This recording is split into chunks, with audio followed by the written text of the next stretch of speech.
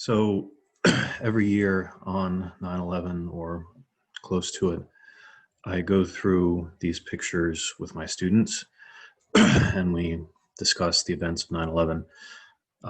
When I first started teaching, kids could still remember 9/11. They were in elementary school and got pulled out. And then as the years go by, kids couldn't remember it, but they were still alive. And now I'm to the point where I'm teaching students who weren't even alive when 9/11 happened, which is weird to think about. Um, so I show them these pictures in this presentation as a way of remembering my own experience and sharing it with people who did not experience it. A couple of notes on this. These are pictures that I downloaded off the internet, off of major news websites, primarily CNN. I copied them as the events were happening. So over the week or so after 9/11, the pictures are sometimes of low quality because of the nature of digital technology back then. And this is just my experience of 9/11. It's not intended to have any sort of political statement or value judgment. It's just stories and things that I experienced around that time and other people experienced. So 9/11, 2001 occurred, and I was in college, and my roommate and I were getting ready for class, and the phone rang, and my roommate answers the phone. It was a friend of ours. And the friend says to my roommate, turn on the TV. And then my roommate relays the message to me, turn on the TV. So I get the remote, turn the TV on, and I ask him back, I say, what station? And then, it was relayed through the phone. Friend says back, any station. So I flip on to, CNN. A lot of the other big cable news networks weren't around back then. And right after turn on the TV, this was the scene. So when I turned the TV on, the first of the towers was on fire, and the commentators were in a state of confusion about what had happened. Was it an accident? Was it an airplane? Did the airplane fly unintentionally, or did something happen to it that caused it to crash unintentionally? And all these different commentators were back and forth talking about what it was. And then as soon as the second plane hit, I saw that happen on live streaming video. The commentators just stopped talking. And that's a really weird thing to hear, because these are people who are paid to talk, and they're constantly interrupting each other and interjecting, and to hear probably close to 30 seconds of stunned silence was really kind of telling. That's kind of how everybody in the country who saw this happen felt. Everybody just kind of stopped what they were doing and had this collective whoa moment. There aren't a lot of times in a person's life where you can experience an event and immediately know that it is a world history changing event. And everybody knew when 9/11 happened, especially that second plane, that this was a big deal. So for the rest of that day, I, like most Americans, stopped what I was doing, camped out on the couch, and watched the news. The school canceled classes, and we all just sat glued to the TV.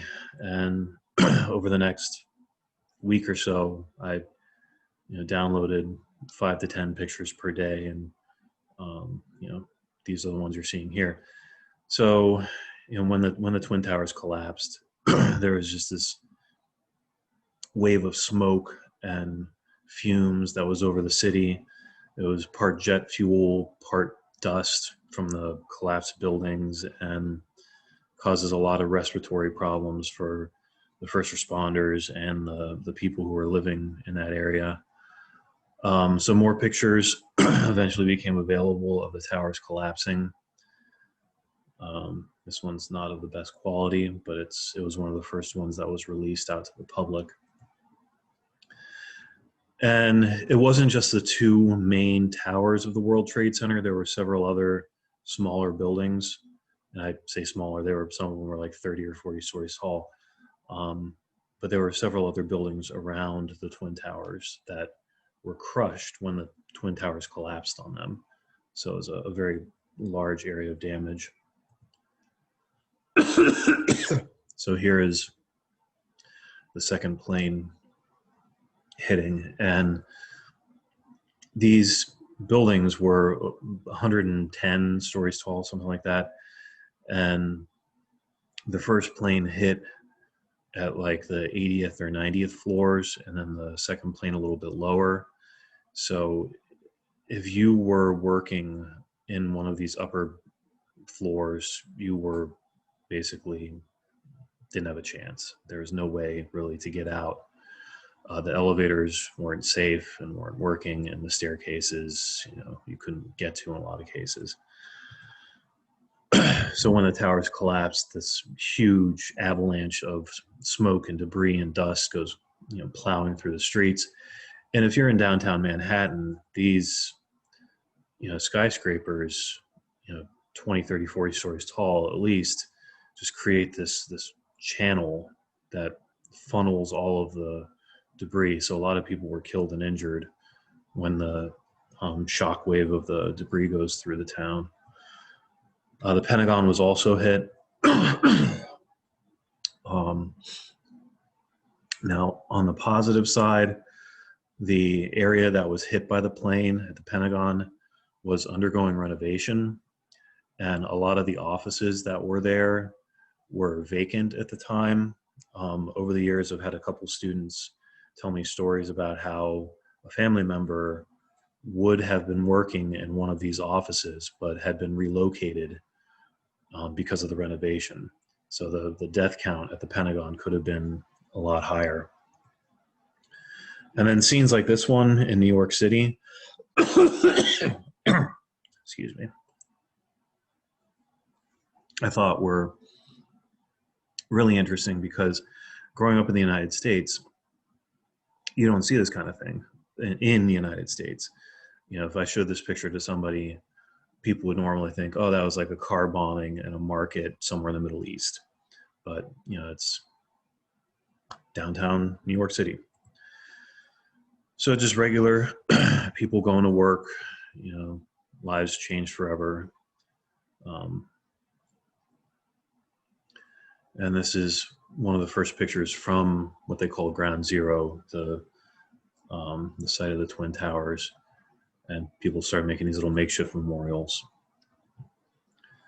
This picture I thought was kind of telling because this gap here is where the Twin Towers were originally standing, and this negative space with the smoke in it is just really creepy looking. For years you'd see these pictures of the skyline of New York City, and the Twin Towers were iconic for 30 plus years, and now they're gone. So there was a lot of anger and confusion, people feeling the need for revenge, and we didn't have a lot of accurate information on who did the attack, who they were working for, how many of them there were, how big of a plot it was. And some of the first stories that came out were like, oh, it was Afghanistan. Well, yeah, Afghanistan had some connections to it, but it wasn't like the government of Afghanistan. It was a terrorist organization. But, Americans feeling very hurt didn't care. Many people just wanted some revenge, and Afghanistan had some connections, so let's go to war against Afghanistan. And that led to one of the longest, most expensive wars that the United States has ever fought. So these first responders who are working at Ground Zero, it's a really tough situation for them. Very, very few survivors. in the area.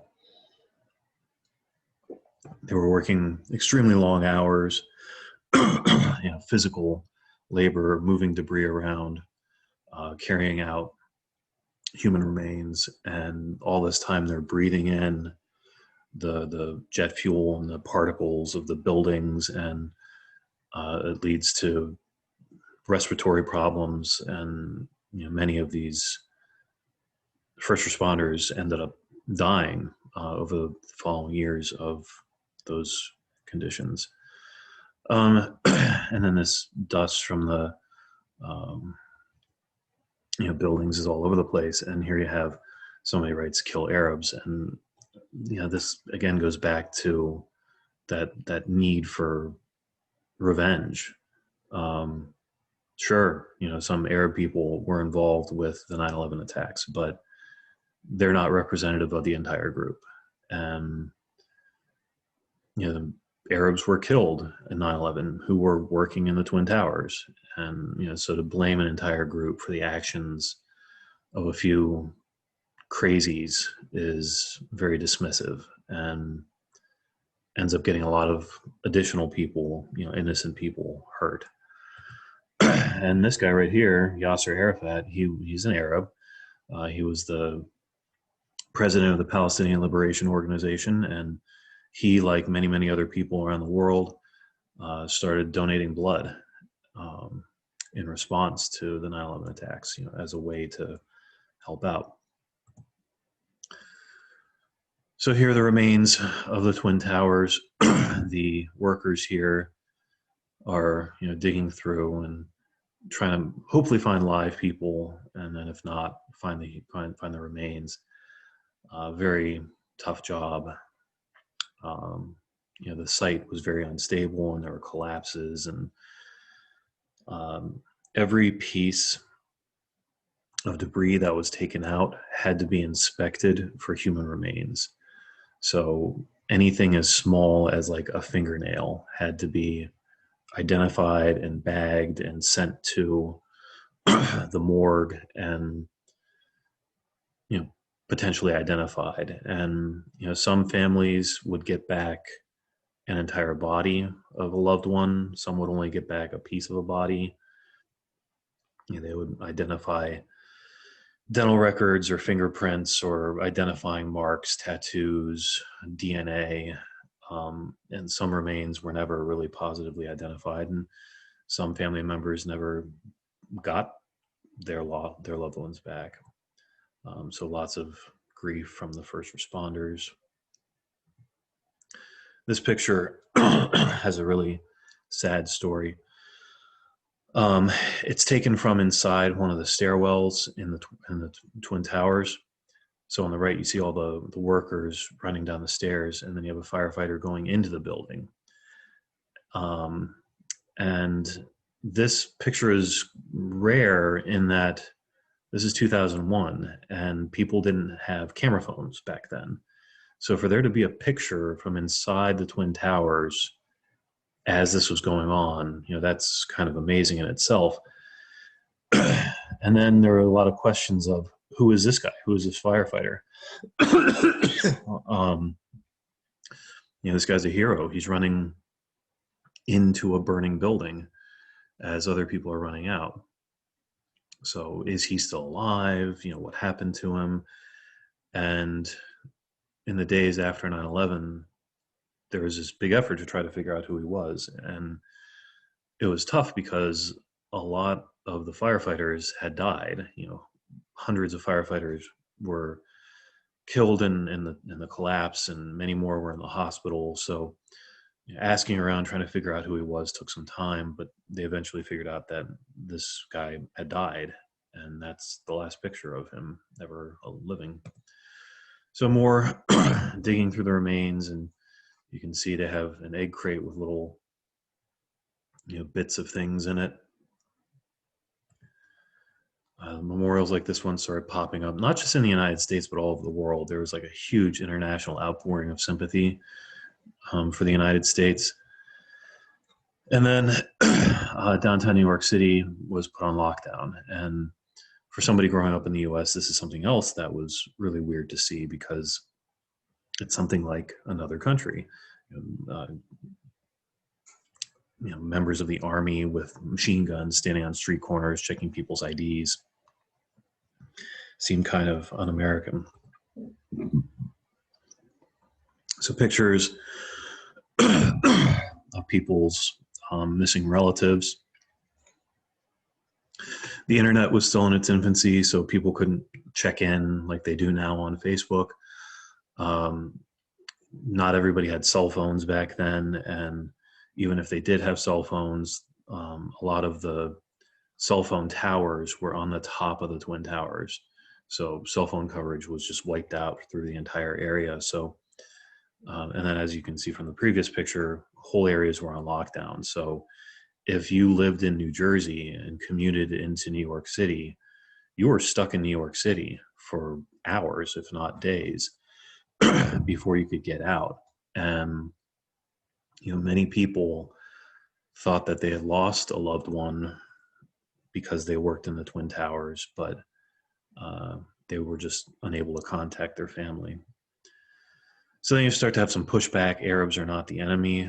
And this is something that goes on for the next 10, 15 years, at least.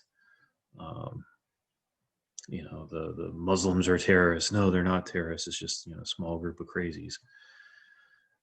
The smoke from the fires and the dust just stays over New York for quite some time.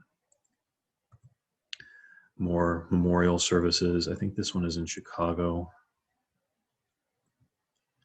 And more pictures of the Ground Zero site. This is one of the buildings that was next to the Twin Towers. So not the super tall ones, but still a lot of damage.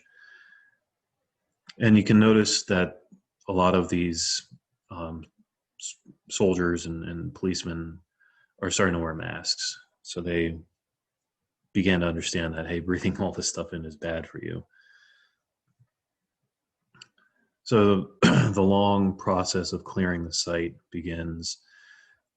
Dozens and dozens of these big dump trucks would get loaded up with debris every day and just drive out. I think they took them to a site in New Jersey where they were inspected one last time and then pulverized. So another firefighter digging through remains. There were a couple of live people discovered underneath the towers. They were like in a parking garage, relatively far underground. I think they made a movie about it with Nicolas Cage. I forget the name of the movie. So this is the side of the Twin Towers. It was this very distinctive architectural style.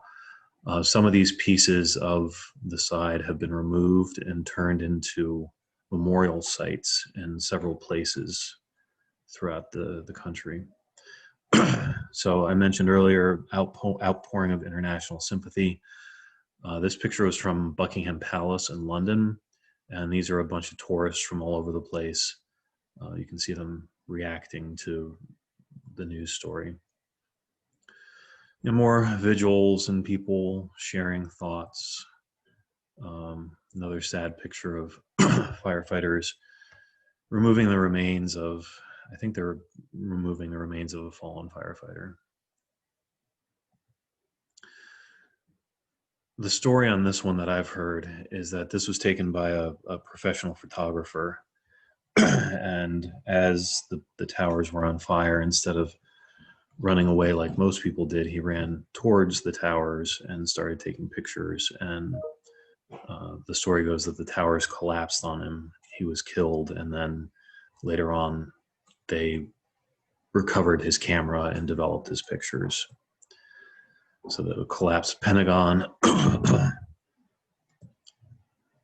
This one I thought was stirring because fire truck being pulled out of the debris with a huge claw, like one of those toy machines at the arcades. And you think about how big fire engines are, and now it's just being plucked out like a toy. That's kind of messes with your head. So for a couple of days after 9/11, the whole country was kind of shut down. All the sporting events were canceled, and classes at colleges and schools were canceled. But little by little, the country started to get back on track. And here you see the baseball players, with their show of patriotism and sympathy. And an interesting thing here is they deliberately mix the players in. So different teams, every other player is from a different team. I'm a history teacher, and here you have an old historic cemetery in New York covered up with all the dust. And then the last one is just kind of a defiant worker standing in downtown Manhattan. The last thing I show my students is these statistics here that 9/11, yes, obviously it's a very deeply affecting American event. It's also a world event. It was the World Trade Center. And as you can see here, there were over 2,000 people from other countries who were killed and injured on 9/11. And for a while after 9/11, the United States had a lot of support from these people from these different countries. And then, we kind of screwed up. But anyway, that's my overall experience with 9/11. I hope you learned a little bit and hope that made you think a bit. Okay, thanks.